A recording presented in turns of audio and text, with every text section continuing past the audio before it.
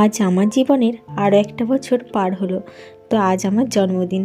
আর যে মানুষটি অনেক কষ্ট সহ্য করে এই সুন্দর পৃথিবীর আলো আমাকে দেখিয়েছে, আজ সেই মানুষটি আমার জন্য নিজের হাতে পায়েস রান্না করেছে।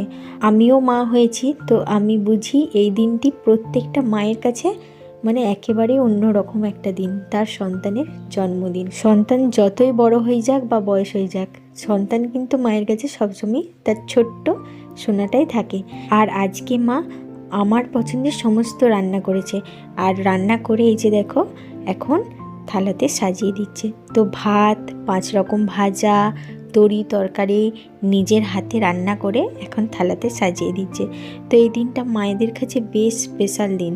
মায়েরা তার সন্তানের জন্য সন্তানের পছন্দ সমস্ত জিনিস রান্না করে তাকে সাজিয়ে দিয়ে খাওয়াতেই তাদের তাদের কাছে সবচেয়ে বড় তৃপ্তি। এই যে দেখো মায়ের থালা সাজানো হয়ে গিয়েছে। তো নানা রকম তরি তরকারি দিয়ে মা থালাটা সাজিয়ে গুছিয়ে এখন আমাকে খেতে দিয়েছে।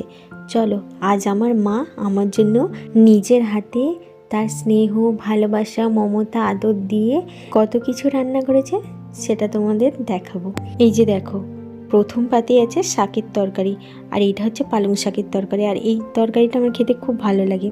আর আছে কুঁদরি ভাজা, এদিকে আছে আলু ভাজা, বেগুন ভাজা, আর আছে মাছ ভাজা। এদিকে আছে মুগ মুসুরের ডাল, আর আছে আলু পোস্ত, মাছের ঝাল, চাটনি, পায়েস, মিষ্টি। দেখো, আজ আমি আমার মায়ের পাশে বসে খাচ্ছি। মা এই যে দেখো নিজের হাতে পায়েস বানিয়েছে আমার জন্য, তো সেটাই এখন নিজের হাতে আমাকে খাইয়ে দিচ্ছে। আর আমাদের এখানে কি নিয়ম যে মেয়েদের নাকি জন্মদিনের দিন ফোঁটা দিতে নাই, তো এই জন্য মা আর ফোঁটা দেয় না। আর এই বছর আবার দাদু মারা গিয়েছে, তো মায়ের কালা অসুচ আছে, এমনিতেই ফোঁটা দেবে না। তো এই যে দেখো মা তার ভালোবাসা দিয়ে বানিয়েছে পায়েস, আর সেই পায়েস নিজের হাতে খাইয়ে দিচ্ছে।